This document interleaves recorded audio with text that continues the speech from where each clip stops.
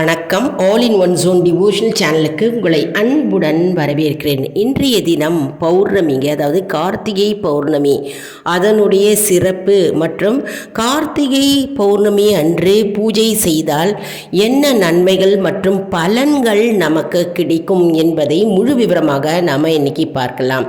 அதற்கு முன்னால் நம்மளுடைய சேனலை தான் ஃபர்ஸ்ட் டைம் பார்க்குறவங்களா இருந்தாலும் சரி, சப்ஸ்கிரைப் பண்ணாமல் பார்க்குறவங்களா இருந்தாலும் சரி, நம்ம சேனலை சப்ஸ்கிரைப் பண்ணிக்கோங்க. கூடவே அந்த பெல் பட்டனை ப்ரெஸ் பண்ணிக்கோங்க. ஆல் என்கின்ற ஆப்ஷனையும் ப்ரெஸ் பண்ணிக்கோங்க. அப்போ தான் நான் போடுற வீடியோஸ்லாம் உங்களுக்கு உடனுக்குடன் நோட்டிஃபிகேஷனில் தெரிய வரும். வாங்க இப்போ நம்ம வீடியோக்குள்ளே போகலாம். அதாவது பொதுவாகவே மாதந்தோறும் வருகின்ற பௌர்ணமிக்கு மிகவும் சக்தி அதிகம். நம்ம என்ன பூஜை செய்தாலும், பௌர்ணமி அன்று அம்மனுக்கு பூஜை செய்தாலும் சரி, சத்யநாராயணா பூஜை செய்தாலும் சரி, என்ன பூஜை என்ன வழிபாடும் செய்தாலும் சரி, அதற்கு பலன் ஏராளம்ங்க. ஆனால் இந்த கார்த்திகை மாதத்தில் வருகின்றைய, அதாவது பௌர்ணமி தினம் அன்று இன்னைக்கு நம்ம என்ன பூஜை செய்தாலும் சரி, பலன் இரட்டிப்பாக நம்மை அடையும் என்று கூறப்படுகிறது. அதனால் நம்ம அதனுடைய சிறப்பு பற்றி நம்ம இன்னைக்கு பார்க்கலாம். சித்தர்கள் இந்த பௌர்ணமி தின பூஜையை பற்றி என்ன கூறுகிறார்கள் என்பதை நம்ம இப்போ பார்ப்போம். பொதுவாகவே வானத்தில் முழு நிலவு இருக்கும் தினமே, ஒளி வீசும் கதிர்கள் கொண்ட தினமே பௌர்ணமி என்று கருதப்படுகிறது என்கிறார்கள். அதாவது வானத்தில் பார்த்தோம்னா பிரகாசமாக பெரிய நிலவு, முழு நிலவு இருக்கிறது தாங்க பௌர்ணமி. அன்றைய தினம், அதாவது இன்னைக்கு பார்த்தோம்னா நம்ம முழு நிலவு தெரியும். அதை அடுத்து 108 வகைகள் இருக்கு. பௌர்ணமிக்கு 108 வகைகள் இருக்கிறது என்பதை சித்தர்கள் கூறுகிறார்கள். பொதுவாக பௌர்ணமி திதி பகல்ல துவங்கி இரவுல முடியும். அப்படி இல்லைன்னா பகல் பாதியும் இரவு பாதியும் முடியும். நேரத்தில் பார்த்தோம்னா பௌர்ணமி இரவுல தொடங்கி பகல்ல முடியும். அது பல வகையான பௌர்ணமி வகைகள் இருக்கிறது. எனவே அதன் தன்மைகளுக்கேற்ப நாம் விரத முறைகள் மற்றும் பூஜைகளை செய்தால் நமக்கு பலன் ஏராளமாக கிடைக்கும். அதாவது எப்பொழுது பௌர்ணமி துவங்குகிறது மற்றும் எப்பொழுது பௌர்ணமி முடிவடைகிறது என்பதை நம்ம எப்பவுமே மாதந்தோறும் நம்ம பார்க்க வேண்டும். அதன்படி நம்ம நம்மளுடைய பௌர்ணமி பூஜை கோவிலுக்கு போனாலும் சரி, வீட்டில் செய்தாலும் சரி, அந்த பூஜை நம்ம பௌர்ணமி நேரம், அந்த நேரத்தை நாம் குறித்து வைத்து அந்த நேரத்தில் நாம் பூஜை செய்தால் கண்டிப்பாக நமக்கு பலன் ஏராளமாக கிடைக்கும் என்பது ஐதீகம். இப்போ நம்ம கார்த்திகை தீபமும் பௌர்ணமியும் பற்றி நம்ம இப்போ பார்க்கலாம். அதாவது பொதுவாகவே கார்த்திகை நட்சத்திரம் வருகின்ற நாள்லேயே பௌர்ணமி தினம் வருங்க. அந்த நாளில் நம்ம திருவண்ணாமலை தீபம், அதாவது தீபம் ஏற்றி நம்ம சிவபெருமானை வழிபடுவோம். சிவபெருமான் ஜோதி பிழம்பாக அந்த கார்த்திகை தினமும் மற்றும் பௌர்ணமி தினமும் ஒரே நாளில் வரும்பொழுது அவர் காட்சி அளிப்பார். இந்த காரணத்தால் தான் திருவண்ணாமலையில் தீபம் ஏற்றும் பழக்கம் வைத்திருக்கிறார்கள். அதாவது திருவண்ணாமலை கார்த்திகை தீபம் என்று நாம் அன்றைய தினம் தீபத் திருநாளும் மற்றும் கார்த்திகை நட்சத்திரம் கூடிய பௌர்ணமி அன்று நாம் திருவண்ணாமலையில் தீபம் ஏற்றுகிறார்கள். ஆனால் இந்த மாதத்தில் பார்த்திங்கன்னா, இந்த வருடத்தில் கார்த்திகை பௌர்ணமி வருவதற்கு 2 நாள் முன்பாகவே நமக்கு திருக்கார்த்திகை நட்சத்திரம் வந்திருக்கிறது. அதனால் 2 நாள் முன்பாகவே திருக்கார்த்திகை தீபம் திருவண்ணாமலையில் ஏற்றப்பட்டது. இதன்படி பார்த்தோம்னா இன்று திருக்கார்த்திகை பௌர்ணமி தினம் வந்திருக்குங்க. இன்றைய தினம் நம்ம கோவில்லையும் சரி, வீடுகள்லையும் சரி விளக்கு ஏற்றும் இல்லையா, அந்த விளக்கு ஏற்றும் பொழுது நமக்கு பலன், அதாவது யாகம் செய்த பலன் நமக்கு சேருமாம் என்பது நம்பிக்கை. இதன் காரணமாகவே திருவண்ணாமலையில் மலையாக இருக்கின்ற சிவபெருமானே, அந்த திருவண்ணாமலையில் நாம் தீபம் ஏற்றும் பழக்கம் இருக்கிறது. மேலும் திருக்கார்த்திகை தீபம் கோலாகலமாக கொண்டாடப்படுகிறது. திருவண்ணாமலையில் திருக்கார்த்திகை தீபம் மிகவும் கோலாகலமாக ஒரு விழாவாக கொண்டாடப்படுகிறது. அதாவது மலையே சிவனாக காட்சி தருகிறார். அந்த மலையில் தீபம் ஏற்றி நாம் அனைவரும் கொண்டாடி சிவபெருமானை வழிபடுகிறோம். பொதுவாகவே பௌர்ணமி தினத்தன்று அன்னை பராசக்தியும் சிவபெருமானையும் மற்றும் சத்யநாராயணரை நாம் வழிபட்டால் நமக்கு பலன் ஏராளமாக வந்து சேரும் என்பது நம்பிக்கை.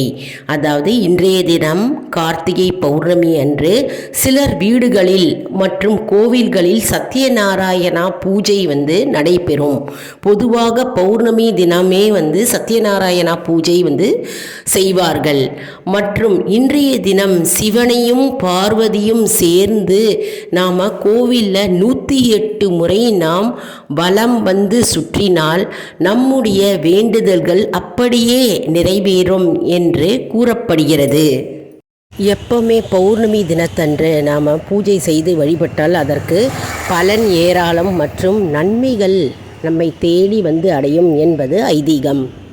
கார்த்திகை பௌர்ணமி அன்று வீட்டில் ஏற்றப்படும் தீபத்திற்கு அவ்வளவு மகிமை உள்ளதுங்க.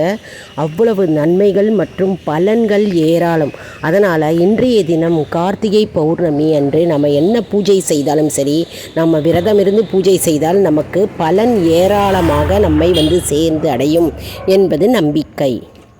குறிப்பாக பார்த்தோம்னா இந்த கார்த்திகை பௌர்ணமி நாளில் தான் சிவபெருமான் ஜோதி வடிவமாக, அதாவது தீபப்பிழம்பாக அவர் காட்சி அளித்தார் என்று புராணங்கள் கூறுகிறது.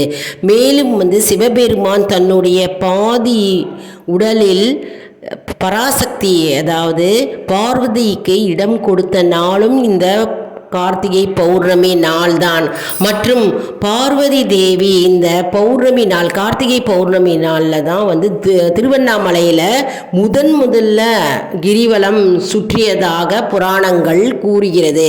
அதனால் மிகவும் சிறப்பு வாய்ந்த இந்த கார்த்திகை பௌர்ணமி நாளை நம்ம தவறவிடக்கூடாது. இந்த கார்த்திகை பௌர்ணமி நாளில் நம்ம எது செஞ்சாலும், எந்த வழிபாடு செஞ்சாலும், எந்த பூஜை செய்தாலும் விரதம் இருந்து நாம் வழிபட்டால் கண்டிப்பாக அதற்கு பலன் ஏராளம் என்பது ஐதீகம். எப்பவுமே திருக்கார்த்திகை தினம் கார்த்திகை மாதத்தில் கார்த்திகையும் பௌர்ணமியும் சேர்ந்த நாளில் தான் நம்ம திருவண்ணாமலை தீபமாக கொண்டாடுவோம்.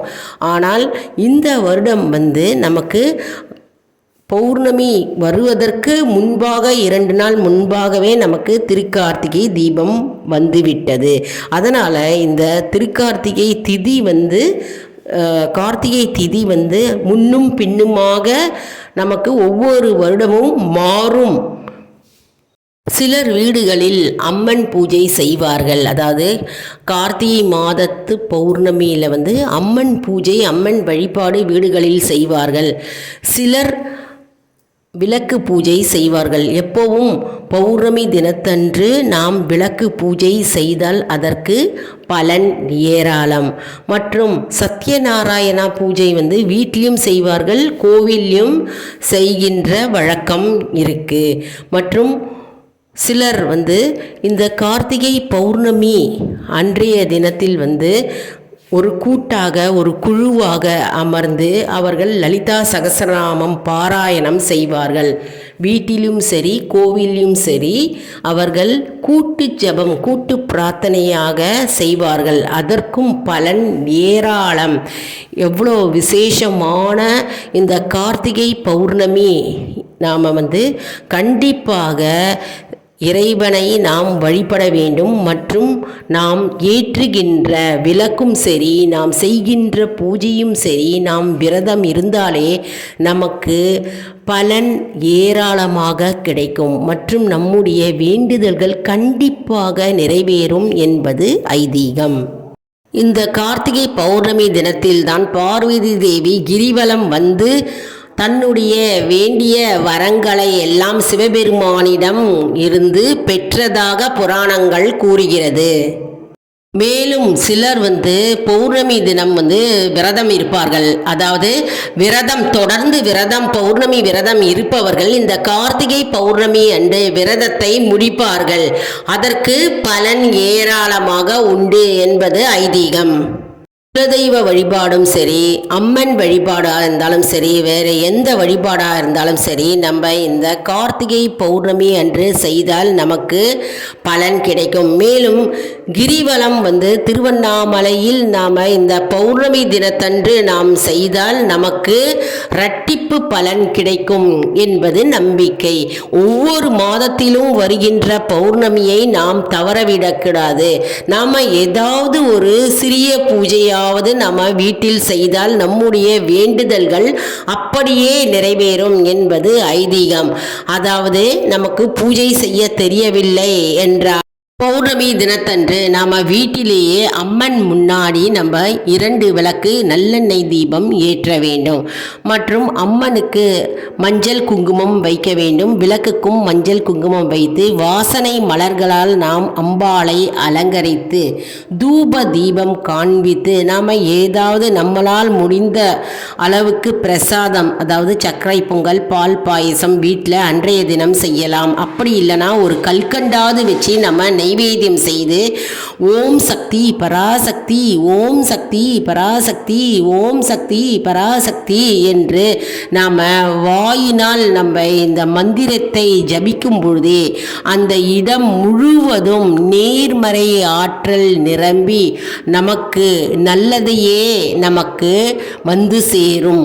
மற்றும் நம்முடைய எண்ணங்களும் சரி, வீடு முழுவதும் சரி நேர்மறை ஆற்றல்களாக நிறைந்து நமக்கு நல்ல பலன்களும் மற்றும் அற்புத வழியையும் நமக்கு காட்டும் என்பது நம்பிக்கை. எந்த தடையாயிருந்தாலும் அந்த தடைகள் தவிடுபொடி ஆகும். அதனால் மிகவும் அற்புதமான சக்தி வாய்ந்த பௌர்ணமி நாளை நம்ம தவறவிடக்கூடாது. பௌர்ணமி என்றாலே அதிசக்தி வாய்ந்த நாளாக கருதப்படுகிறது. அதாவது அம்மன் மற்றும் எந்த தெய்வமாக இருந்தாலும் அவர்களுக்கு வேகம் மற்றும் விவேகம் மற்றும் அனைத்து குணங்களும் வீரியமாக காணப்படுமாம். அதனால் பௌர்ணமி தினத்தன்று நாம் முழு மனதுடன் மனஸ்ரத்தையுடனும் பக்தியுடனும் நம்பிக்கையுடனும் நாம் அந்த இறைவனை நாம் வழிபட்டால் நமக்கு கண்டிப்பாக அடுத்த பௌர்ணமிக்குள் நம்முடைய வேண்டுதல்கள் அப்படியே நிறைவேறும் என்பது நம்பிக்கை. மேலும் உங்களுக்கு வேப்பிலை மற்றும் மாவிலை தோரணம் கிடைத்ததுன்னா நம்ம வீட்டு வாசல்லையும் சரி தோட்டத்திலையும் சரி நம்ம கதவில் நம்ம சொருகி வைக்கலாம்.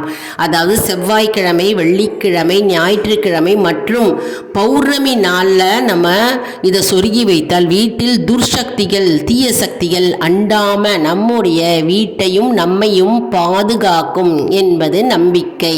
நமக்கு இந்த வேப்பிலையும் சரி மாவிலையும் நமக்கு வீட்டிலேயே கிடைத்தாலும் பரவாயில்ல, வீட்டு தோட்டத்தில் அல்லது நம்ம பக்கத்து வீடு, அண்ணன் வீட்டு மற்ற இடத்திலிருந்தும் நாம் அந்த வேப்பிலை கிடைத்ததுன்னா நம்ம அந்த வேப்பிலையை எடுத்து வாசல் கதவில் நாம் சொருகி வைத்தாலே போரும். துர்தேவதைகள் வராமல் தடுக்கும் மற்றும் இது காப்பாக அமையும். இந்த வேப்பிலையை நாம் அம்மன் படத்துக்கு நாம் வைக்கலாம். பௌர்ணமி தினத்தில் நாம் இதை செய்ய தவறவிடக்கூடாது. மேலும் இந்த வேப்பிலையும் சரி மாவிலையும் சரி நம்ம ஓட்டுகின்ற வாகனத்திற்கும் நாம் சொருகி வைத்தால் அதற்கு திருஷ்டி தோஷம் வராமல் நம்மை பாதுகாக்கும். எவ்வளவு சக்தி வாய்ந்த பௌர்ணமி தினத்தில் நாம் இந்த சிறிய வழிபாட்டை நாம் செய்தாலே போகிறோம். வீட்டையும் சரி நம்மளையும் சரி நாம் பாதுகாத்து கொள்ளலாம். மேலும் நம்ம வீடு முழுவதும் கற்பூரம் ஆர்த்தி காட்ட வேண்டும் மற்றும் சாம்பிராணி, வாசனை நிரம்பிய சாம்பிராணியை வீடு முழுவதும் எல்லா அறைகளிலும் சரி நாம் காண்பித்து நாம் இறைவனை வழிபடுவோம். என்ன அன்பர்களே, இந்த வீடியோ உங்களுக்கு மிகவும் பயனுள்ளதாக இருக்கும் என்று நான் நம்புகிறேன். பௌர்ணமி, கார்த்திகை பௌர்ணமி சிறப்பு வழிபாடு மற்றும் பூஜையின் முக்கியத்துவத்தை நாம் இன்னைக்கு பார்த்தோம். இந்த வீடியோவுக்கு ஒரு லைக் கொடுங்க, இதை மற்றவர்களுக்கும் ஷேர் செய்யுங்கள், அவர்களும் பயனடையட்டும். மேலும் நம்முடைய ஆன்மீக அன்பர்களுக்கு ஒரு அன்பான வேண்டுகோள், ஆல் இன் ஒன் ஜோன் அன்பர்களுக்கு ஒரு அன்பான வேண்டுகோள். நம்முடைய கம்யூனிட்டி போஸ்ட்ல கேள்வி பதில் நேரம் வருங்க, அந்த கேள்விகளுக்கு பதில் தாங்க. அதாவது இதன் மூலம் நமக்கு ஒரு ஊக்கமாகவே அமையும். இது சப்ஸ்கிரைப் செய்தவர்களுக்கு மட்டுமே தெரிய வரும். அதனால் நம்முடைய சேனலை மறக்காமல் சப்ஸ்கிரைப் செய்து கொள்ளுங்கள். இது போன்ற பல வீடியோக்கள் வந்து கொண்டே இருக்கிறது. அடுத்த வீடியோவில் வேறொரு தலைப்புடன் உங்களை வந்து சந்திக்கிறேன். நன்றி, வணக்கம்.